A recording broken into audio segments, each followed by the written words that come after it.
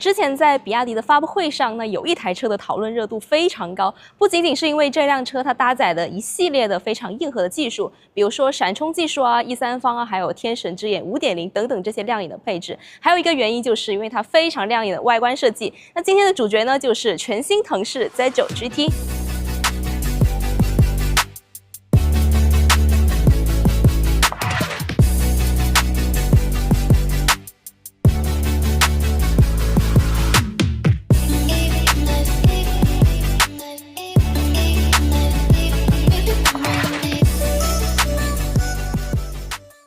那麼对比起上一代的年款来說，全新的腾勢 Z9 GT 在外觀上是沒有太大的改動的。那我個人呢是非常喜歡這輛車它的側面，尤其是這個 Z 型的線條，會顯得它特別有那種 GT 大跑車的感覺，非常的幹練，非常有列裝的氣場。但是呢，在細節上呢，它還是有一些稍微的小改動。那第一點呢，就是 logo 的變化。那之前舊款的 logo 呢，顏色是那種暗藍色，現在变成了這種亮的藍色。那之前呢，在網上看到有人討論說，還是更喜歡舊的這個 logo。那我覺得其實兩款 logo 各有各的特色，舊的話它會顯得更加沉穩一點，那這個新的它這種亮藍色呢，會顯得更加年輕，更加有活力一點。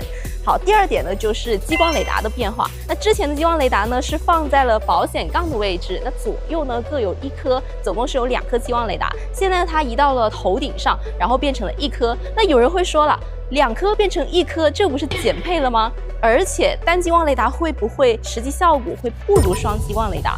那我在這裡解釋一下，其實並不是的，這一點它其實是優化了的。因為之前放在保險槓的位置，它難免會有一些磕碰的風險。那現在它移到了頭頂上呢，其實也是為了安全考慮。那麼還有一個點呢，就是在頭頂上的激光雷達，它覆蓋的整個範圍是會更廣一些的，包括前方還有兩側的一些路況。所以說，其實放到頭頂上面是最優的一個選擇。而且我們看現在其實市面上很多車型，激光雷達都是放在頭頂上的，就是因為這樣子的更好，所以大家才會這樣去設計。那這一次它還新增了一個峽灣綠的車色，那這種綠呢非常亮眼，非常的有活力。光在這個車漆表面上流動的時候呢，我們看到還有那種翡翠的質感，非常高級。那也是很符合它這個 GT 的定位的。那相比起它另外一款灰色來說，我個人是会更喜歡它這個綠色多一點了。那接下來講講我個人比較喜歡的一個配置，就是它的電吸門和電動門。那這個門呢，非常的優雅尊貴啊，在我們坐進來之後，按一下上面的這個按鈕，它這個門呢就能自動關閉了，就不用說你再很費勁的去拉這個門進來。那我個人覺得呢，這是一個更加情緒化的一個配置，特別是在下雨天的这种场景，我觉得大家感受会更深。就是当你關上門收傘濕噠噠的這個瞬間，然後你又要伸手出去拉這個門，就會感覺很煩。那有了這個配置之後，那就不用你再伸手去拉門了，那這個門自動關上，入座體驗就會非常好。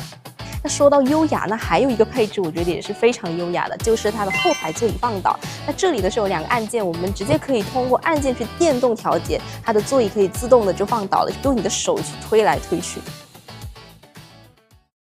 It's just me, you, and the moonlight. 那整體的內飾呢是更加的年輕了，它的這個方向盤換成了一個紅色的3辐式的方向盤。那這種新的方向盤對比起舊的來說呢，是更加有那種跑車的感覺，更加運動化。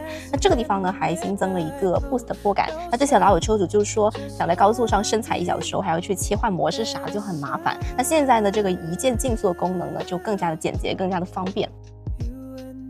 现在來講講後排呢，後排是有挺多亮點的。首先第一個就是在前排座椅的後面呢，會有2個 iPad 的接口，然後兩邊都是巨飛的。另外呢，還有一個它是有一個非常大的扶手箱，像這種這麼長這麼大的扶手箱，一般都是 GT 的車型會很喜歡用。比如說我們看到以前老的奔馳也是有這樣一個扶手箱。然後最驚喜的呢是這裡會有一個50瓦的無線快充，而且呢它居然還是這種絨皮的。那說實話呢，這種配置還是挺少見的，一般來說都是前排座椅會配備的，那居然呢它這個後排也配備了，還是很驚喜的。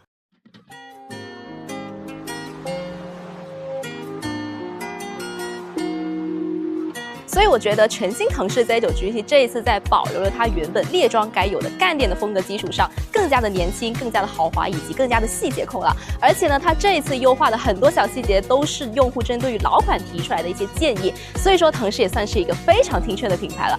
我想知道這次改款有沒有打動大家呢？